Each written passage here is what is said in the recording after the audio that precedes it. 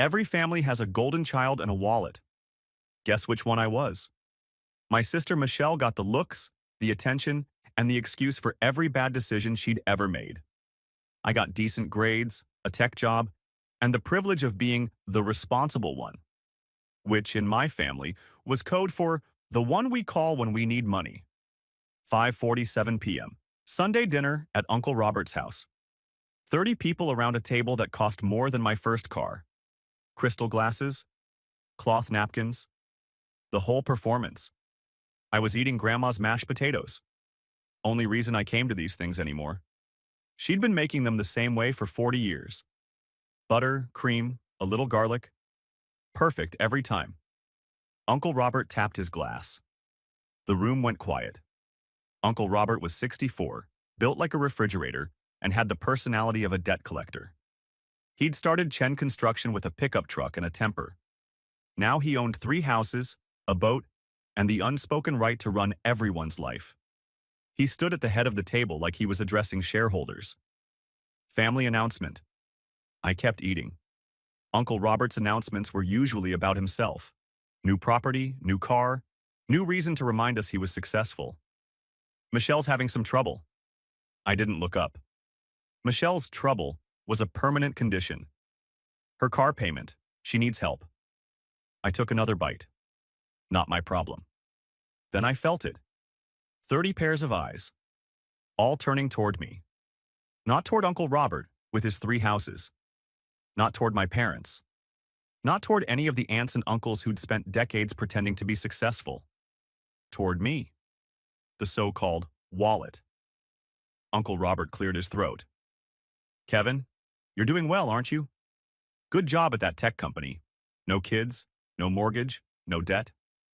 I set down my fork. You should help your sister. There it was, like I was a vending machine and he was punching in the code. What kind of help? I asked. Already knew the answer, already hated it. Her monthly payment of $2,500 until she gets back on her feet. Back on her feet. Michelle had been getting back on her feet since she was 19. She was 25 now, still stumbling. How much is the payment? Michelle shifted in her seat, stared at her wine glass like it held the secrets of the universe. Uncle Robert answered for her. $2,500. I blinked. $2,500 monthly. It's a BMW, Michelle said quickly. I need it for work. You work part-time at Nordstrom Rack. It's 10 miles from my apartment. 10 miles. In a BMW 535i. With a $2,500 payment. She crossed her arms. It's reliable. I almost laughed. A Honda Civic is reliable. A Toyota Camry is reliable. A BMW 535i is a status symbol you can't afford on a part-time salary. Mom cut in. Soft voice. Peacemaker tone. The one she used when she wanted me to shut up and write a check. Honey, she didn't know the payments would be this hard. What's the interest rate? Silence. Michelle. What's the interest rate on the loan? She mumbled something into her wine. Louder. 9%. 9%. On a car loan in 2024. When everyone else was getting 4 or 5. That wasn't a loan. That was a punishment. I looked at my parents. You co-signed this? Dad suddenly found his mashed potatoes fascinating. Mom examined the ceiling like there was a Monet up there. You co-signed a 9% loan on a $60,000 car for someone working 15 hours a week at a discount clothing store. She needed transportation, Dad said weakly. She needed a bus pass. Uncle Robert's voice cut through. Hard. Final. The voice he probably used on contractors who were late on jobs. Family helps family. That's how we do things. Always has been. I looked at him. Really looked. Robert Chen. 3 houses. Boat at the marina. Vacation property in Lake Tahoe. Construction company worth $8 million, give or take. And he was asking me, the guy in a 1-bedroom apartment with a 10-year-old Honda, to pay his niece's car note. You've got 3 houses, I said. Why don't you help her? The room went cold. Aunt Patricia, Robert's wife, sucked in a breath like I'd just spit on the floor. Nobody talked back to Robert. Not at his table, Not in his house. Not ever. Robert's face changed. That uncle knows best smile he always wore? Gone. Replaced by something harder. I've helped this family plenty. College funds, medical bills, Christmas bonuses. You think any of you would be where you are without me? I'm where I am because I went to state school on scholarships and worked 60-hour weeks for 6 years. You didn't give me anything. I gave you opportunities, connections. The Chen name means something in this city. The Chen name didn't get me my job. My GitHub portfolio did. He set down his glass. Slowly.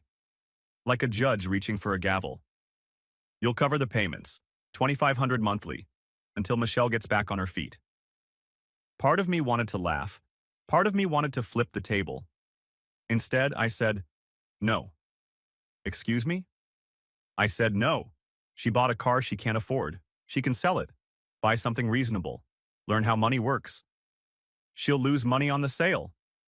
She'll lose more making payments she can't sustain on a depreciating asset. That's how underwater loans work. Michelle stood up. I can't believe you. You're my brother. I'm your brother, not your piggy bank. Uncle Robert's voice dropped. Quiet now. The dangerous kind of quiet. Let me be clear. You refuse to help your own family and you're out. Out of what? Everything. Dinners, holidays, the family. You walk away from this. Don't bother coming back. The room held its breath. I looked around the table. 30 people. Aunts, uncles, cousins, parents. Mom was staring at her hands. Dad was studying his plate. Michelle was glaring at me like I'd personally burned down her apartment. Grandma, 83 years old, barely 5 feet tall, was watching me from the corner. Not with judgment, with something else. Understanding. She'd been quiet this whole time. First time I could remember her not jumping into family drama. I looked back at Uncle Robert. You're giving me an ultimatum. Pay $2,500 a month for my sister's BMW, or lose my family. I'm telling you how things work. No, you're telling me the price of admission. I stood up. The chair scraped against the hardwood. Loud in the silence. Then I'm out. Michelle's jaw dropped. You're serious? Completely. I walked toward the kitchen. Set my plate in the sink. Grandma's mashed potatoes, half finished. That hurt more than anything else. Walked back through the dining room, grabbed my keys. Uncle Robert's voice followed me. You walk out that door, don't come back. I opened the door. Wasn't planning to. Cold February air. Clean. Sharp. I walked to my car. 2019 Honda. Accord, paid off. 127,000 miles. Not a status symbol, just transportation. Started the engine, drove away, didn't look back. Got home at 7:23 p.m., sat on my couch, stared at the wall, expected to feel something. Anger. Sadness. Relief. Vindication. Felt nothing. Just empty. Like I'd been carrying something heavy for years and finally set it down, but my arms still ached from the weight. I opened my laptop. Old habit. When I don't know what to feel, I calculate. New spreadsheet. Title. Family financial history. Started typing. Dad's medical bills. Diabetes medication. Insurance gap. I'd been sending $400 monthly for 2 years. Never discussed, just expected. 24 months, x $400, $9,600. Cousin Tyler's textbooks. Pre-med at UC Davis. Books cost a fortune. $600 per semester for 3 years. 6 semesters, $600, $3,600. Grandma's property tax, fixed income. Social Security and Grandpa's pension didn't cover everything. $1,200 annually for 5 years. 5 years, x $1,200, $6,000. Michelle's previous emergencies. The laptop that got stolen, $1,200.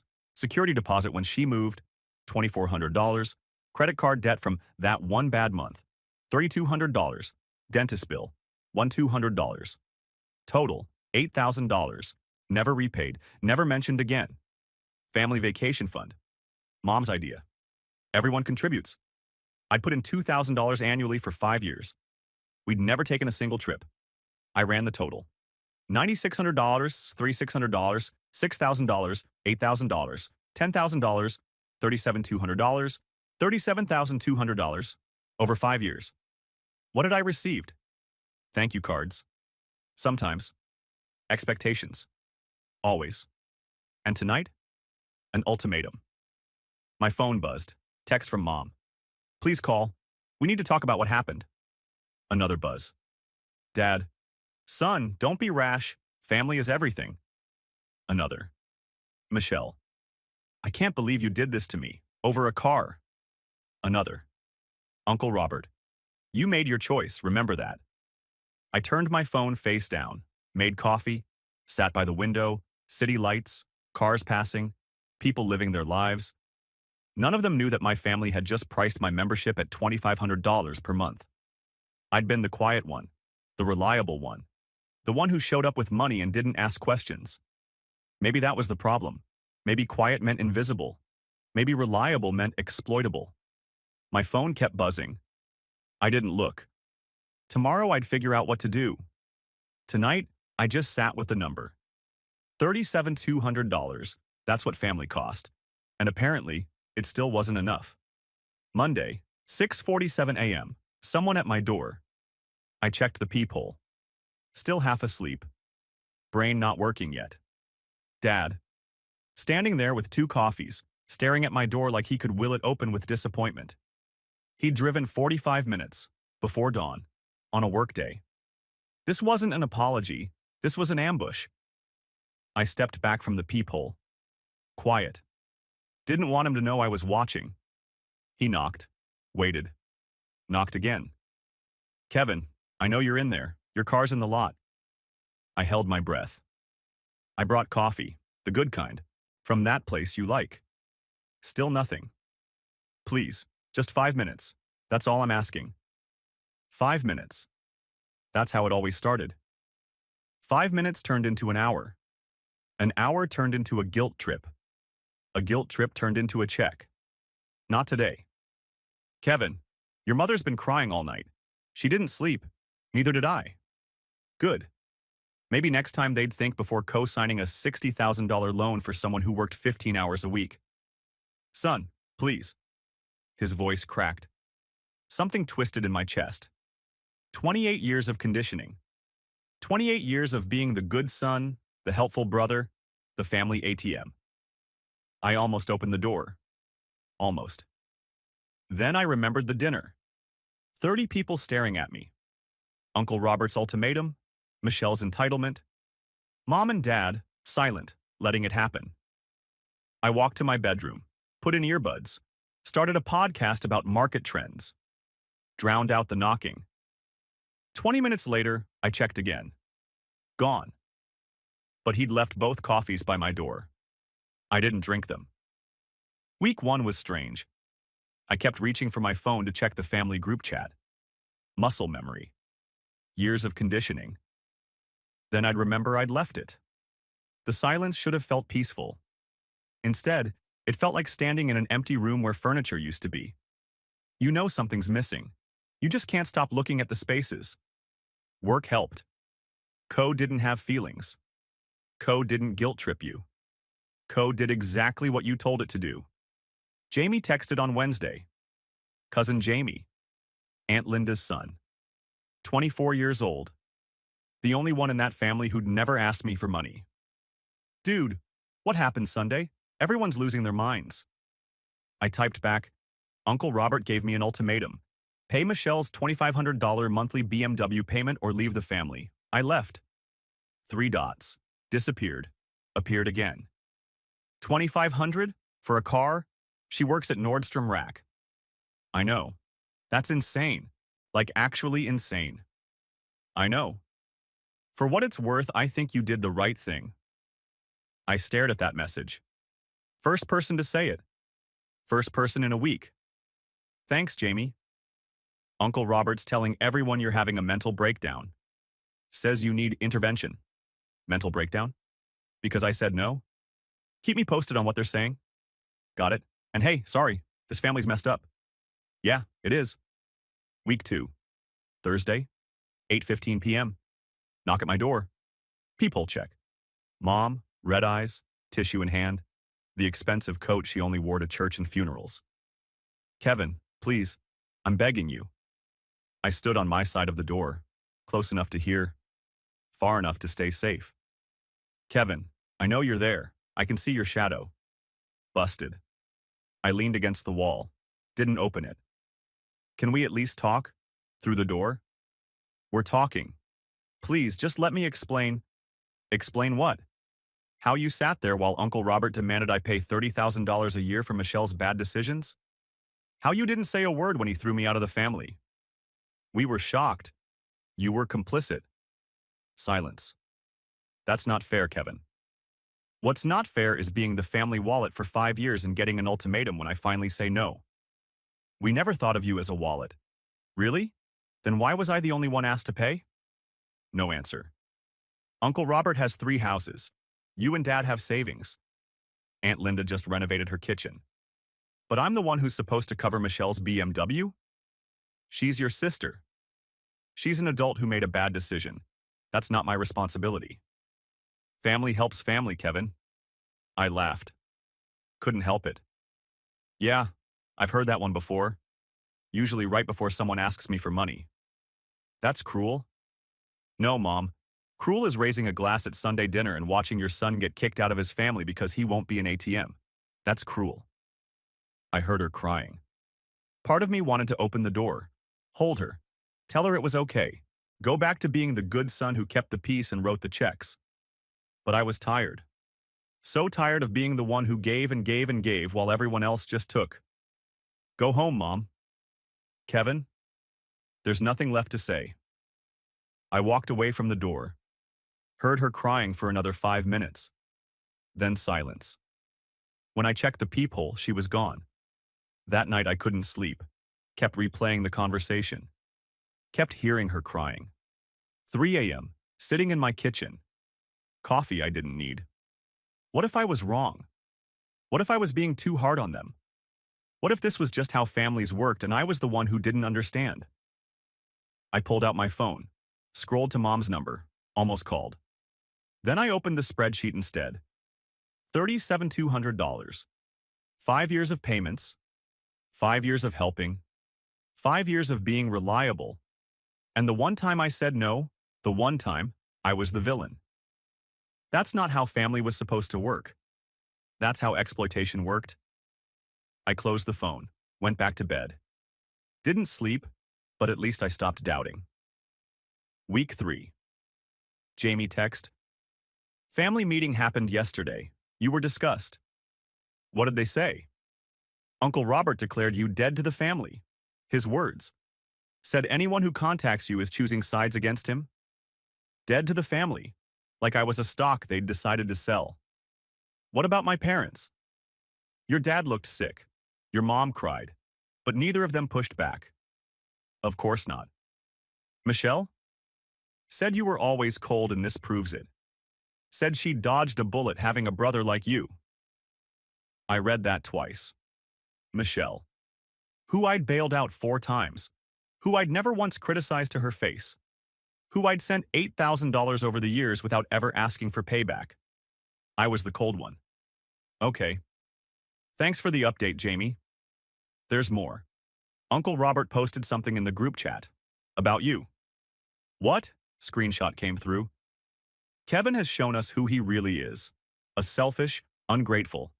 The Chen family will continue without him. Those who want to remain part of this family know where they stand. I stared at that message for a long time. Selfish. Ungrateful. The man with 3 houses was calling me selfish. The man who demanded I pay $30,000 a year was calling me ungrateful. The man who gave me an ultimatum was saying I put money above family. Something shifted inside me. The doubt from 3 a.m.? Gone. Replaced by something colder. Cleaner. Clarity. If this was who they were, if this was how they saw me, then I hadn't lost a family. I'd escaped one. Week 3. Friday. Email from Michelle. Subject. We need to talk. I opened it. Kevin, I know you're angry, I get it. But you don't understand my situation. The BMW was a mistake, okay? I admit it. But I can't just sell it. I'm underwater on the loan. I owe more than it's worth. If you would just help me for a few months, just until I get a better job, I could figure this out. I'm not asking for forever. You're my brother. You're supposed to be there for me. Please. Michelle? She admitted the BMW was a mistake. Progress. But she still wanted me to pay for it. Not progress. I typed a reply. Michelle, you're underwater because you bought a $60,000 car at 9% interest on a part-time salary. That's not a situation. That's a consequence. Here's what you can do. 1. Sell the BMW, take the loss. 2. Buy a used car, $8,000 or less. 3. Get a full-time job. 4. Create a budget. None of these require my money. Kevin. Sent. 30 seconds later, my phone exploded. Text from Michelle. Are you serious right now? Then, you're going to lecture me about money? Then, at least I have a life. You just work and save like some robot. Then, no wonder you're single. I muted her contact. Went back to work. Week 4. Text from Jamie. You sitting down? Why? Michelle's car got repossessed. I set down my coffee. When? Yesterday morning, 7 a.m., repo truck. She was in pajamas. Neighbors saw everything. How many payments did she miss? 3. Found out from my mom. Michelle was behind before the dinner. 3 payments. At $2,500 each. $7,500. Plus late fees. Plus interest. She'd been drowning for months. Uncle Robert knew. My parents knew. Everyone knew. And their solution was to make it my problem. How's she handling it? Moved back in with your parents. Posting on Instagram about being abandoned by family. I almost laughed.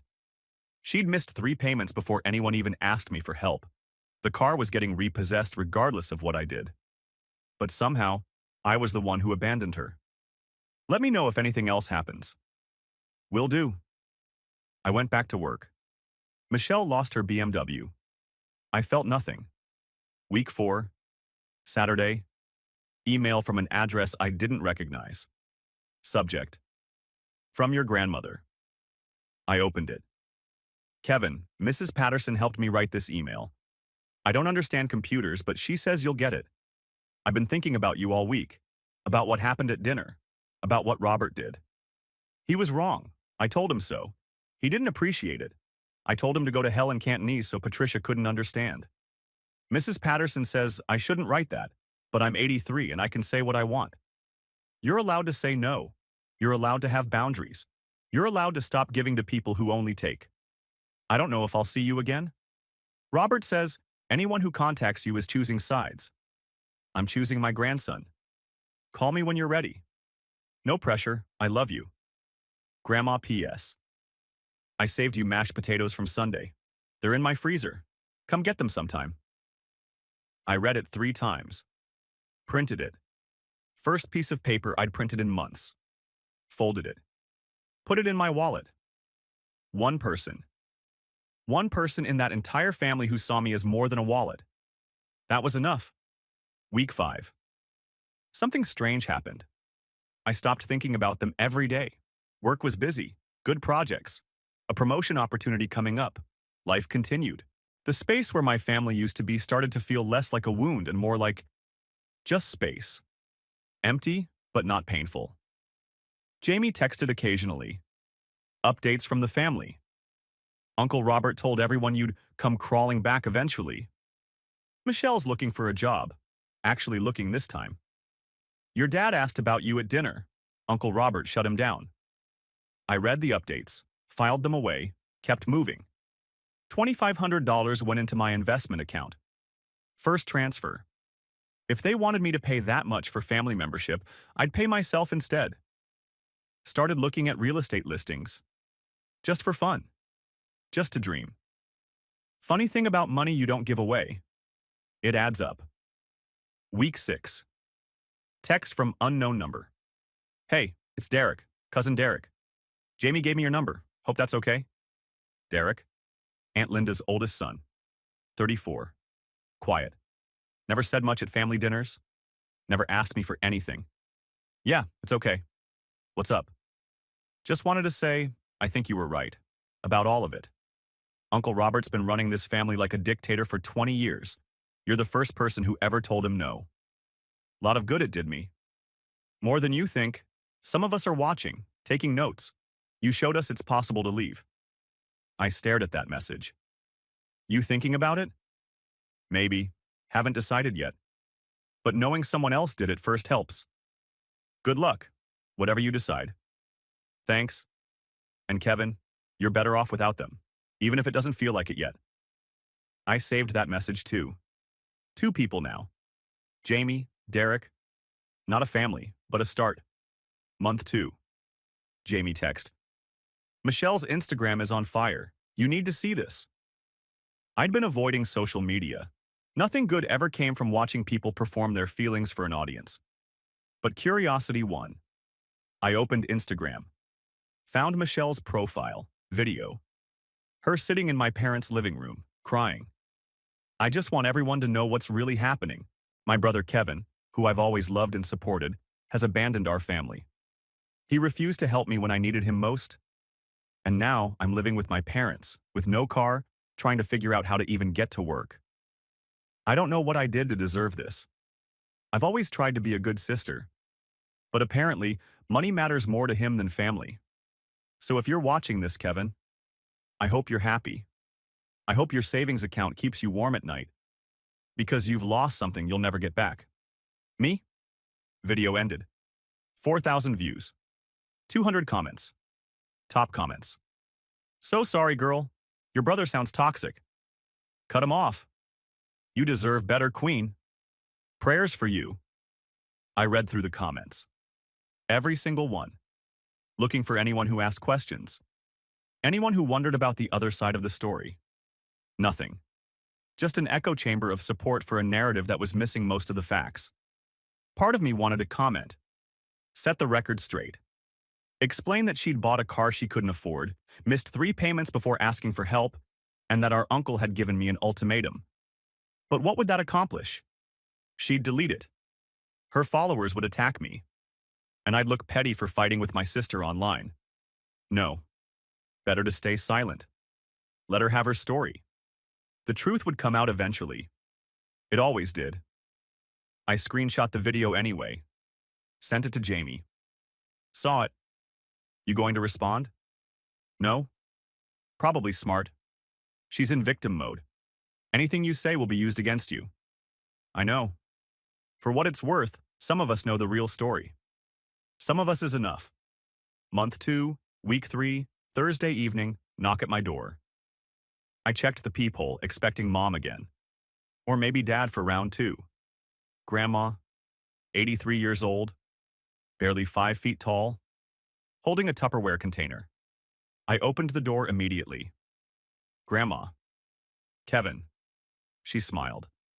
That warm smile that had never changed in 28 years. Can I come in? I stepped aside.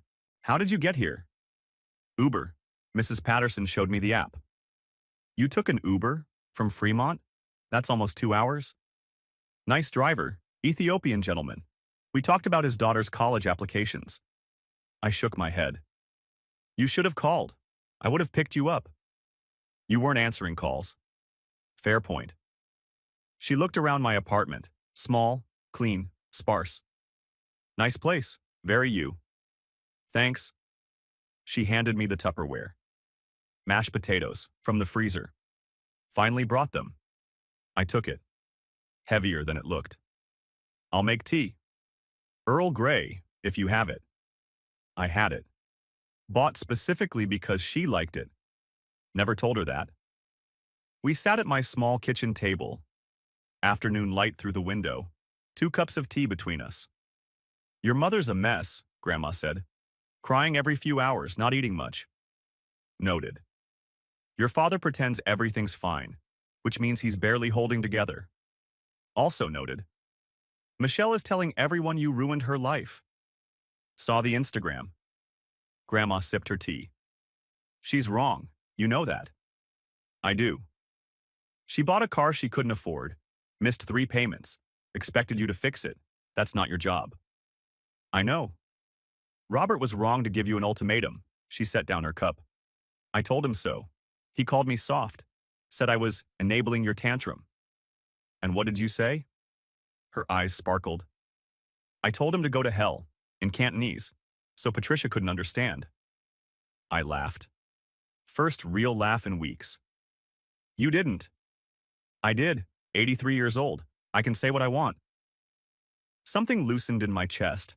Something I'd been carrying without realizing it. Kevin. Her voice softened. You're allowed to say no. You're allowed to have boundaries. You're allowed to stop giving to people who only take. I know. But I'm worried about you. I'm fine. Are you? I looked at my grandmother. Small, frail, strongest person in that entire family. I don't know, I admitted. I thought I'd feel something. Relief, anger, vindication. But mostly I just feel empty. She nodded. That's grief. Grief? You lost your family, Kevin. Not because they passed, because you finally saw them clearly. That's its own kind of death. I didn't have words for that. I'm not here to convince you to go back, she continued. You're a grown man. You make your own choices. But I want you to know, whatever happens with them, you still have me. My throat tightened. Thanks, Grandma. She finished her tea. Now, call me an Uber. I need to get home before Jeopardy. I'll drive you. You don't have to. I want to. She looked at me. Really looked. The way she always had. Like she could see the kid I used to be underneath all the adult armor. Okay, but we're stopping for drive-thru. I want a McFlurry. Deal. Drove her home, got her McFlurry, walked her to her door. She hugged me at the threshold, longer than usual. Take care of yourself, Kevin. Call me more. I will. Promise? Promise. She went inside. I drove home. 2 hours of empty freeway and thinking. She was right. This was grief. I'd lost the fantasy.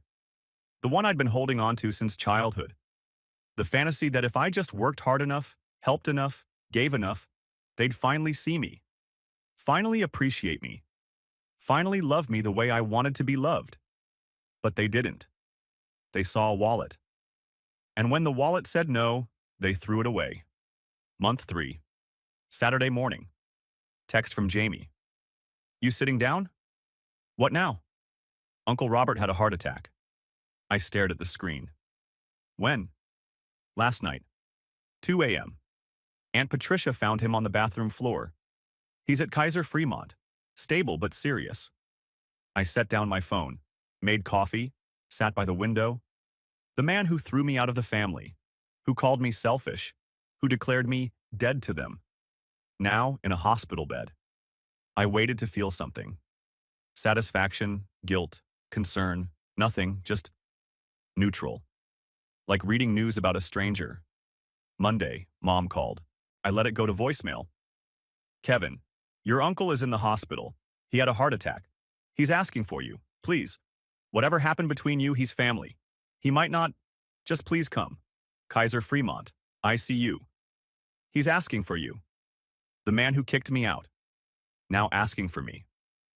I deleted the voicemail, made more coffee. Tuesday. Dad texted.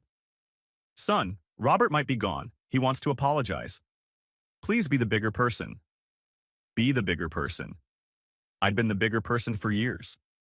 $37,200 worth of bigger person. And the one time I wasn't, I became the villain. Didn't respond. Wednesday. Mom showed up at my door. I saw her through the peephole. Same coat, more tissues. Kevin, please? He's asking for you. He's scared. He thinks he's going to pass away. I stood on my side of the door. He can write a letter. Kevin, I'm not coming. He could breathe one's last. Then he should have thought about that before giving me an ultimatum. Silence. How can you be so cold? I learned from the best. I heard her crying, walked away, didn't look back. That night. 3 a.m. again.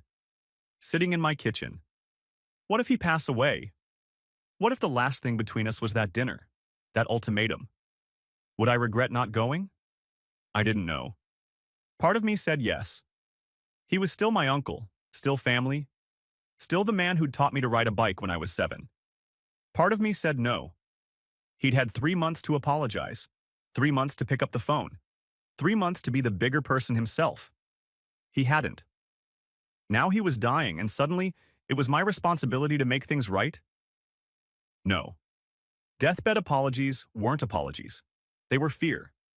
Fear of dying without closure. Fear of facing consequences. Fear of being remembered as the villain. That wasn't my problem. He made his choice at that dinner. I made mine. Month 3. Week 4. Jamie text. Robert's out of ICU, stable. Going home next week. Good. You didn't visit. No. Family's pissed. I know. For what it's worth, I get it. He had 3 months to apologize. He didn't. You don't owe him a deathbed reconciliation. Thanks, Jamie. Derek says the same thing. We talked about it. 2 people. 2 people who understood. Still not a family, but still enough. Month 4. Text from Jamie. Interesting development. What? Michelle got a job. Part-time? Full-time. Office admin at a law firm downtown. $52K. Benefits. I raised an eyebrow. $52,000. More than she'd ever made. How'd that happen? No idea, but she starts Monday. Maybe losing the car was the best thing that could have happened to her. Maybe rock bottom was exactly where she needed to be. Good for her. Seriously? Seriously. If she turns this around, good for her. Damn, that's surprisingly mature. I'm not angry at her, Jamie. I'm just done subsidizing her. Month 5. Another text from Jamie. Michelle bought a car. Let me guess. Another BMW? 2019 Honda Civic. Used, $14,000. Put $4,000 down. Payments are $280 a month. $280, not $2,500. $280. Smart choice. Right? She's actually being responsible. It's weird. Crisis does that to people sometimes. You think she's changed? I think she's learning. Whether she's actually changed, that takes longer to prove. Month 6. Letter arrived.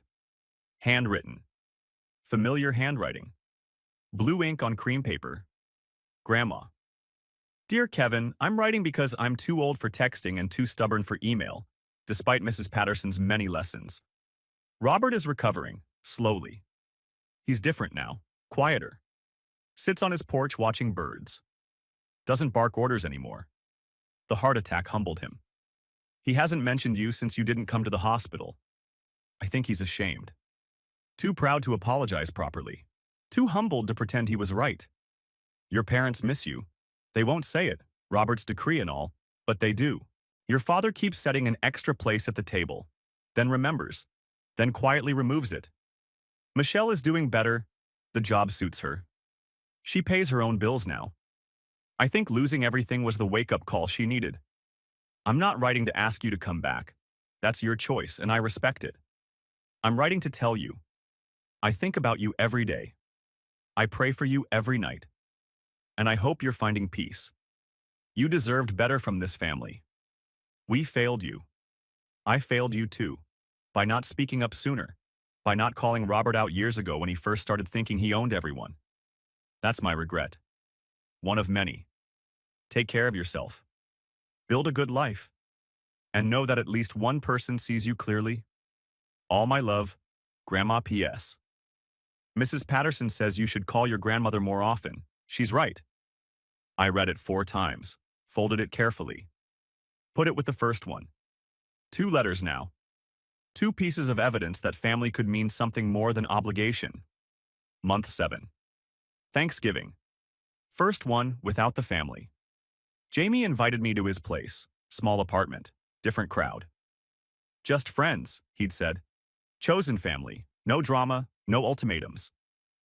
I brought expensive wine, the kind I could afford now that I wasn't funding everyone else's lives. 7 people total. Jamie and his girlfriend, 2 co-workers, a neighbor.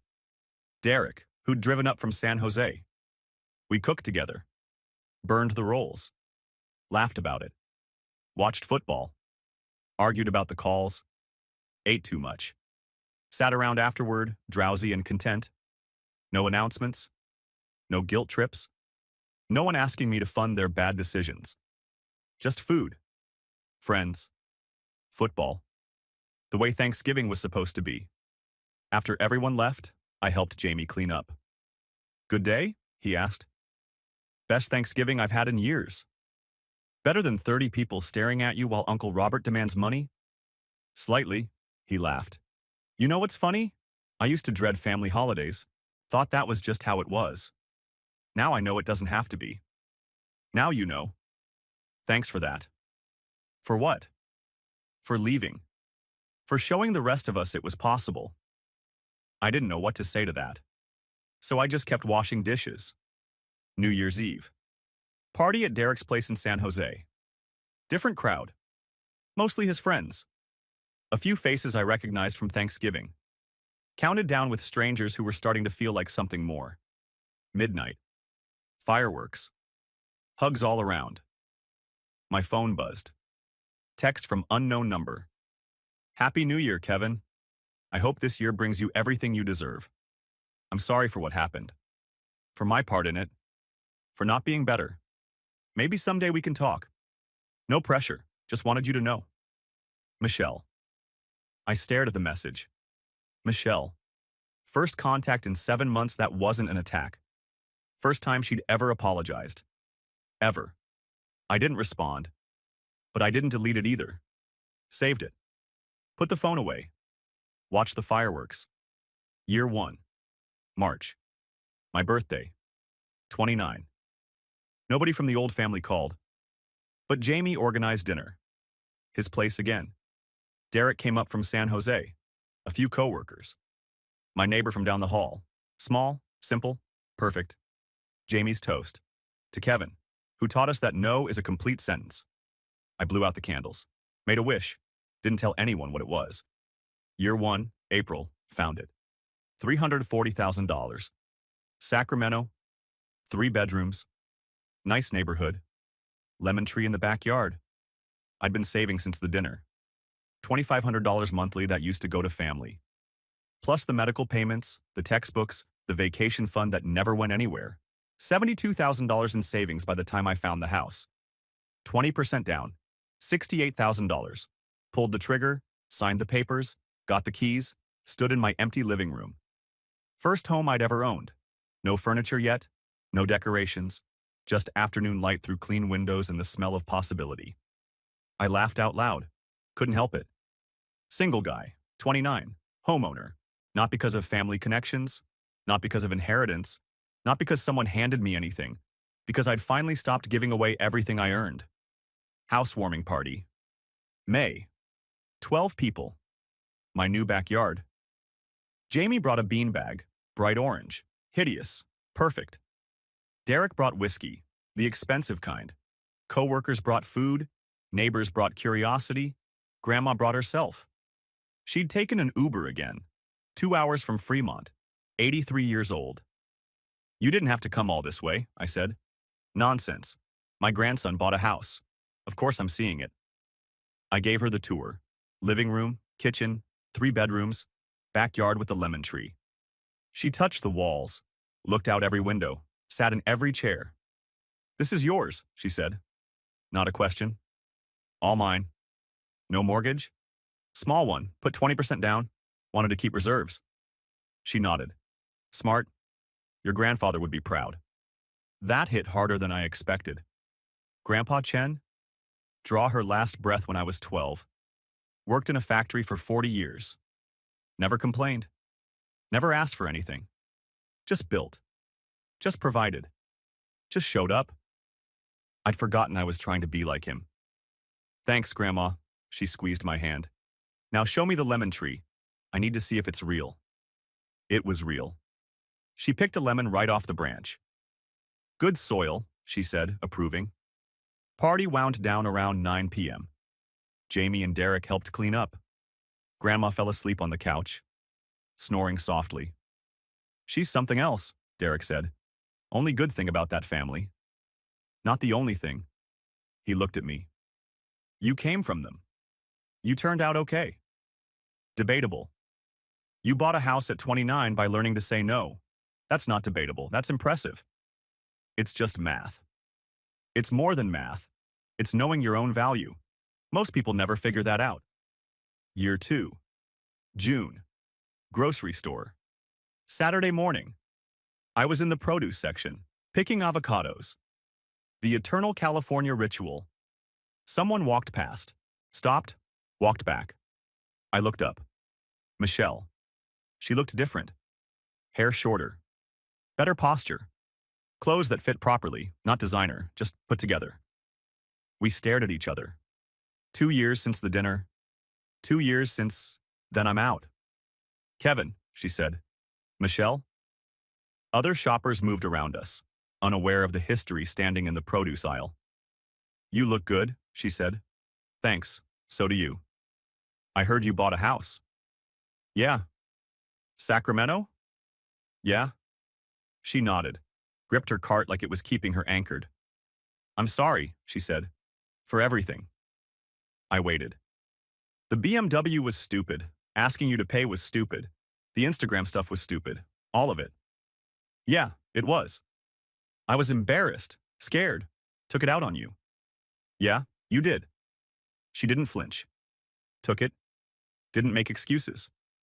I'm doing better now. Full-time job, Honda Civic, actual savings. Good.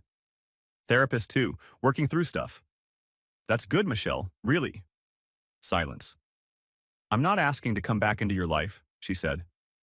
I know I burned that bridge. You did. I just wanted you to know that I see it now, what I did, what we all did. I looked at my sister.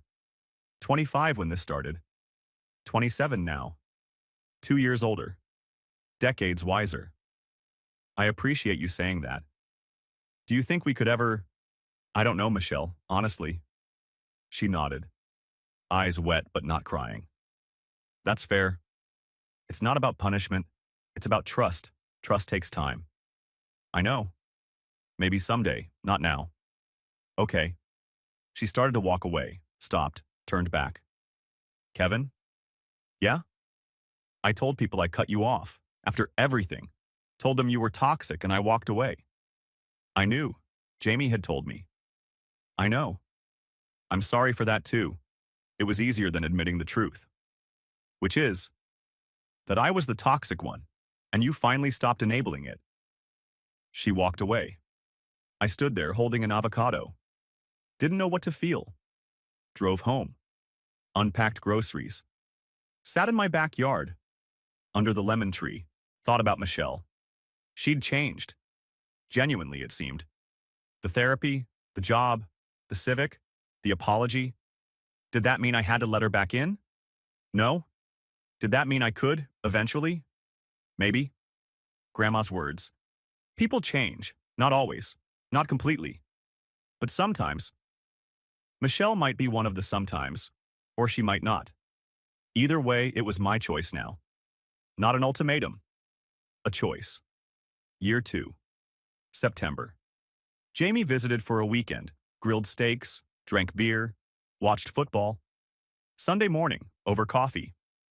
Uncle Robert's doing worse. Health? General decline. 66 now. Doesn't leave the house much. Sad. You mean that? Yeah. He was wrong about a lot. But he's still a person. Still my uncle. Would you go to the funeral? I thought about it. I don't know. Depends on whether they'd even want me there. They would. Your parents talk about you all the time. My parents? Yeah. The family's different now. Quieter. Less drama. Less Robert running everything. Sounds healthier. Maybe. Or maybe they just needed someone to finally say enough. Year 2. December. Christmas card from Grandma. Physical mail. Stamps. Her handwriting. Photo on the front. Her and Mrs. Patterson. Both smiling. Inside. Kevin. Another year. Still proud of you. Still praying for you. The family asks about you at every gathering. I tell them you're well. That's all they get. Your mother wants to write you. Hasn't found the courage. Maybe next year? Michelle came to Thanksgiving. Brought a casserole. Helped with dishes. First time in 10 years. I think you started something. Come visit when you can. The lemon tree can wait. All my love, Grandma. I put the card on my refrigerator. First family photo in my house. Only one I needed. Year 3. Standing in my kitchen. Morning light. Coffee in hand. Lemon tree visible through the window. House I bought. Money I saved. Life I built. All because I said one word. No. People ask sometimes. About the dinner. About walking out. Do you regret it? No. Do you miss them? I miss who I wanted them to be, not who they were. Would you do it differently? I'd do it sooner. What did you learn? Everything. Here's what I learned. Family will call it love when they need something. They'll call it betrayal when you say no. They'll call it selfishness when you finally build something for yourself. They'll rewrite history to make themselves the victim. And they'll wait, years, decades, lifetimes, for you to apologize for their mistakes. But real family doesn't give ultimatums, put price tags on belonging, or measure your worth by how much you're willing to sacrifice. Real family shows up without expectations, loves without conditions, respects without exceptions. Sometimes they don't. And sometimes the people you lose make room for the people you need. My sister bought a BMW she couldn't afford. Uncle gave me an ultimatum, but parents stayed silent. So I walked out. Best decision I ever made. $340,000 house. $200,000 in investments. 12 real friends. One grandmother who sees me. Zero regrets. Because no isn't a rejection. It's a complete sentence. And sometimes it's the first word of a better story.